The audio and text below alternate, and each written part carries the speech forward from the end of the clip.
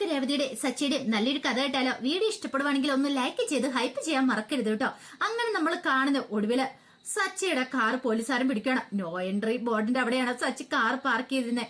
സച്ചി കാര്യങ്ങളൊക്കെ വിസ്തരിക്കുന്നുണ്ട്. സാറേ, ഞാൻ ആ മെഡിക്കൽ സ്റ്റോറിൽ പോയി ഒരു മെഡിസിൻ വാങ്ങിക്കായിട്ട് നിന്നതാ. ഇപ്പൊ തന്നെ ഞാൻ ഈ കാർ എടുത്തോണ്ട് പോയിക്കോളാം. പക്ഷെ അയാള് സമ്മതിച്ചില്ല. അയാള് പറഞ്ഞു, അങ്ങനെ ഇപ്പൊ നീ ഇതെടുത്തോണ്ട് പോണ്ട. എടാ, നോ എൻട്രി പോസ്റ്റിന്റെ താഴെയാണോ നീ കൊണ്ടേ കാറ് പാർക്ക് ചെയ്തിരിക്കുന്നേ? ഒടുവില് സച്ചിയുടെ അച്ഛനും വേറെ പറയുവാണ്. സച്ചിക്ക് സഹിക്കാൻ പറ്റുന്നില്ല. അപ്പുറം തന്റെ അച്ഛന് പറഞ്ഞ പിന്നെ സച്ചിക്ക് സഹിക്കോ? സാറേ, മര്യാദയ്ക്ക് സംസാരിക്കണം. എന്താടോ, ഞാൻ മര്യാദ ഇല്ലാതെ സംസാരിക്കുന്നതാണോ നീ പറയണേ? എന്നെ മര്യാദ പഠിപ്പിക്കാൻ നീ വരണ്ട. ഞാൻ പറഞ്ഞാൽ എന്താ തെറ്റ്? നിന്റെ അച്ഛന്റെ തറവാട്ട് വക സ്വത്തൊന്നും അല്ലോ ഈ റോഡ്. അത് കേട്ടപ്പോ സച്ചിക്ക് ദേഷ്യം വന്നു. സച്ചി അയാളെ അടിക്കാനായിട്ട് അങ്ങോട്ട് കൈ ഉയർത്തി. അപ്പോഴേക്കും അയാൾ നേരെ കയ്യിലേക്ക് കയറി പിടിച്ചു. ഓഹോ, പോലീസുകാരന് നേരെ നീ കൈ ഓങ്ങുന്നോ? എങ്കിൽ കാണിച്ചുതരാം. പിന്നീട് സച്ചിയുടെ എന്നാ കാറിന്റെ കീ ഇങ്ങോട്ട് വാങ്ങി. ഇനി നീ കാറുമായിട്ടൊന്ന് പോന്ന് കാണണം. അങ്ങനെ ഇപ്പൊ നീ കാർ ഓടിക്കണ്ട എന്നും പറഞ്ഞിട്ട് സച്ചിയുടെ കാറും കൊണ്ട് അയാൾ പോകാൻ തുടങ്ങുവാണ് സ്റ്റേഷനിലേക്ക്. അപ്പോഴേക്കും സച്ചിയോട്, സാറേ, ഇതേ എന്റെ ഉപജീവന മാർഗം ഇതാണ്. ഇത് ഓടിച്ച ഞാൻ എന്റെ കുടുംബം പുലർത്തുന്നേ. എനിക്ക് കാറിന്റെ കീ വേണം. അതിന് മാത്രം തെറ്റൊന്നും ഞാൻ ചെയ്തിട്ടില്ല. ഫൈൻ അടച്ച മതിയല്ലോ. ഇനിയിപ്പൊ അതാണെങ്കിൽ ആ പ്രശ്നം അതോടെ തീരുമല്ലോ എന്ന് പറഞ്ഞു. പക്ഷെ അയാള് സമ്മതിച്ചില്ല. എടാ, നിനക്ക് ഇത്തിരി അഹങ്കാരം കൂടല. അങ്ങനെ ഇപ്പൊ നീയേ ഈ കാർ ഓടിച്ചോണ്ട് നടക്കണ്ട. നീ സ്റ്റേഷനിൽ വന്ന് കാർ മേടിച്ചോ. നിന്റെ അഹങ്കാരത്തിനുള്ള ഇതാ കൂലി അതെന്ന് പറഞ്ഞു. അങ്ങനെ എന്ത് ചെയ്തു? അയാൾ കാർ എടുത്തോണ്ടും കൂടെ പോകുമ്പോഴത്തേന് സച്ചിക്ക് സങ്കടം സഹിക്കാൻ പറ്റിയില്ല. എന്ത് ചെയ്യണമെന്ന് പോലും അറിയില്ല. കാരണം നോ എൻട്രി ബോർഡിന്റെ താഴെ കൊണ്ടേ പാർക്ക് ചെയ്തു. പക്ഷെ പെട്ടെന്ന് തന്നെ മാറ്റി. പക്ഷെ അയാൾക്കത് സമ്മതമായിരുന്നില്ല. അത് മാത്രമല്ല, സച്ചി ഫൈൻ അടയ്ക്കാൻ തയ്യാറായിരുന്നിട്ട് പോലും അയാൾ അത് കേട്ടതുമില്ല. സച്ചി കുറച്ച് കഴിഞ്ഞപ്പോഴത്തേനും വിഷമിച്ച് വീട്ടിലേക്ക് വന്നു. വീട്ടിലേക്ക് വന്നപ്പോ രേവതി ചോദിച്ചു, അല്ല സച്ചേട്ടാ, ഇതെന്ത് പറ്റി? മുഖമൊക്കെ വല്ലാതിരിക്കണമെന്ന് ചോദിച്ചു. ഒന്നുമില്ല. എന്താ സച്ചേട്ടാ, എന്തേലും പ്രശ്നമുണ്ടോ? അപ്പോഴാണ് സച്ചി കാറിന്റെ കാര്യം പറയണേ. അത് കേട്ടപ്പോ രേവതി പറഞ്ഞു, എന്നിട്ട് എന്താവാനാ? കാറും കൊണ്ട് അയാൾ പോയി. ഇനിയിപ്പൊ ആ കാർ പോയി വാങ്ങിക്കണമെങ്കിൽ എനിക്ക് എന്ത് ചെയ്യണമെന്നറിയില്ല.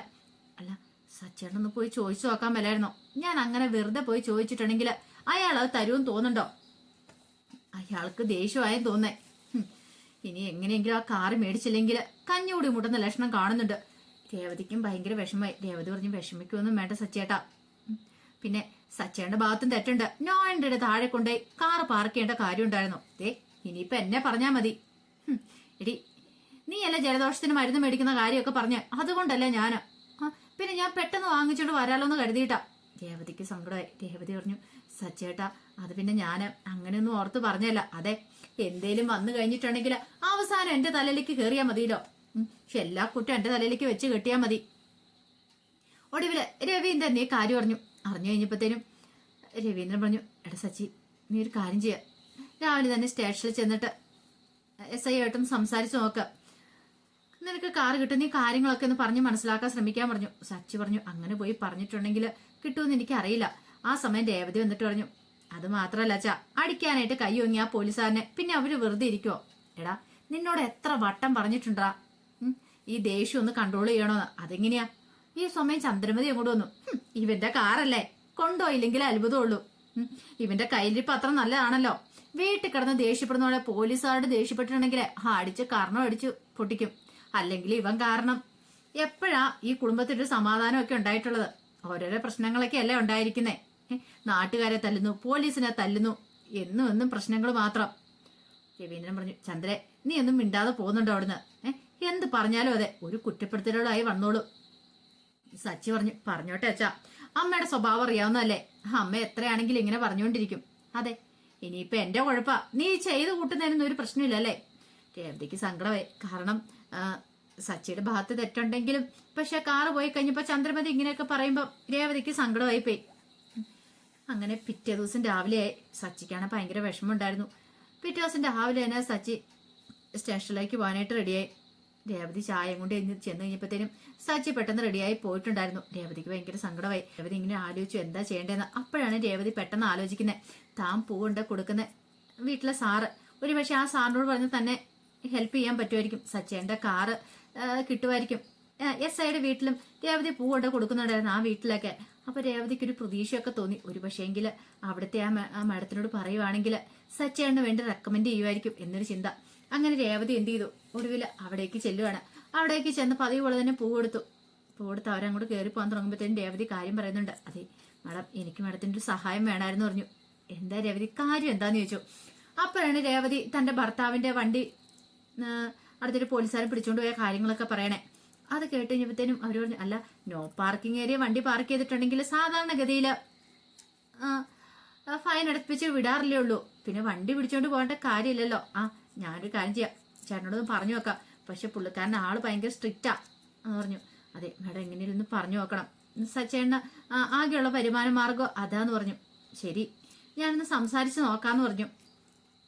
രേവതിക്ക് ഒരു പ്രതീക്ഷയൊക്കെ തോന്നി ആ ഒരു കാര്യത്തില്. പിന്നീട് സച്ചയെ വിളിക്കുകയാണ് രേവതി. എന്നിട്ട് രേവതി ഇങ്ങനെ പറഞ്ഞ കാര്യങ്ങളൊക്കെ പറഞ്ഞു. സച്ചി പറഞ്ഞു, ഞാൻ അങ്ങോട്ടേക്ക് പോയിക്കൊണ്ടിരിക്കുക, നോക്കട്ടെ എന്നൊക്കെ പറഞ്ഞു. ഒടുവില് സച്ചി അവിടേക്ക് ചെല്ലുവാണ്. സ്റ്റേഷനിലേക്ക് എന്ന് കഴിഞ്ഞപ്പോഴത്തേനും അരുൺ എന്ന് പറയുന്ന ആ പോലീസുകാരനുണ്ടായിരുന്നു. സച്ചി എന്നിട്ട് പറഞ്ഞു, സാറേ എനിക്ക് എന്റെ വണ്ടി കിട്ടണം, എനിക്ക് ഓട്ടം പോകാനുള്ളതെന്ന് പറഞ്ഞു. വണ്ടിയോ?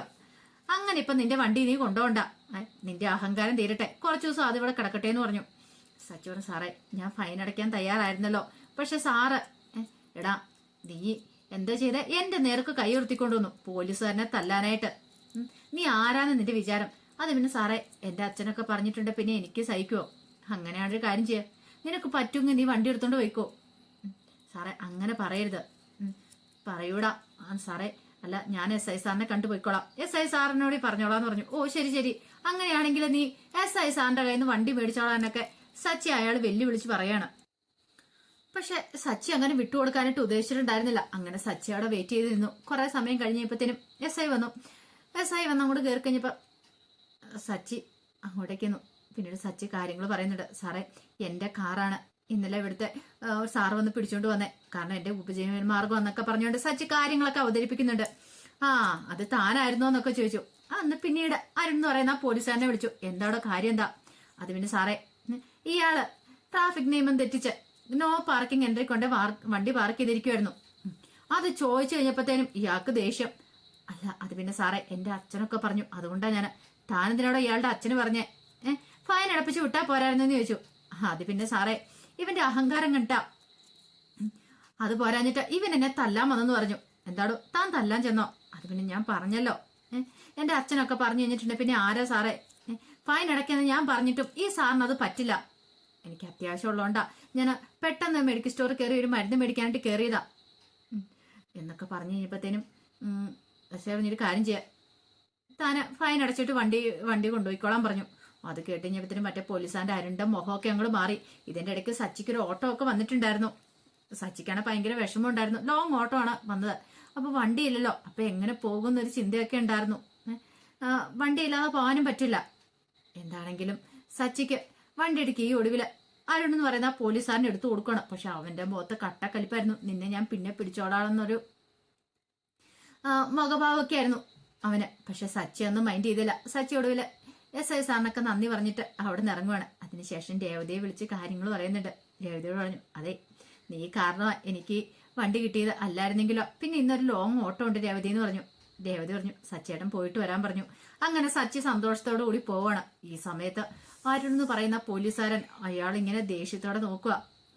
ഇവനിട്ടൊരു പണി കൊടുക്കണം, തന്നെ നാണം കെടുത്തി തന്നെ തല്ലാനായിട്ട് കൈ പൊക്കിയവനാണ്, ഇവനെ അങ്ങനെ വെറുതെ വിടാൻ പാടില്ല എന്നൊക്കെയായിരുന്നു അയാളുടെ മനസ്സിലെ ചിന്ത. പിന്നീട് രേവതി സന്തോഷത്തോടുകൂടി വീട്ടിലേക്ക് വരുന്നുണ്ട്. രവീന്ദ്രനോട് കാര്യങ്ങൾ പറയുന്നുണ്ട്, കാറ് കിട്ടിയെന്നുള്ള കാര്യങ്ങളൊക്കെ. അതറിഞ്ഞു കഴിഞ്ഞപ്പോഴത്തേനും ചന്ദ്രമതിക്ക് ഒട്ടും അങ്ങോട്ട് സൂചിച്ചിട്ടുണ്ടായിരുന്നില്ല. കാരണം സ്വന്തം മകനാണ് സച്ചി എന്ന് പറഞ്ഞാലും സച്ചിക്കിട്ടൊരു പണി കിട്ടുന്ന കാര്യത്തിൽ ചന്ദ്രമതിക്ക് ഭയങ്കര സന്തോഷമായിരുന്നല്ലോ. പക്ഷെ രവീന്ദ്രന് സന്തോഷമുള്ള കാര്യമായിരുന്നു കാറ് കിട്ടിയെന്നൊക്കെ അറിഞ്ഞു കഴിഞ്ഞപ്പോ. അപ്പൊ അതിന്റെ വിശേഷങ്ങളൊക്കെ നമ്മൾ കാണാൻ പോകുന്നത്. ആ കഥകളൊക്കെ നമുക്ക് എല്ലാവർക്കും കാത്തിരിക്കാം കേട്ടോ. ഒരിക്കൽ കൂടി എല്ലാവർക്കും ശുഭരാത്രി നേർന്നുകൊണ്ട് നിർത്തുന്നു.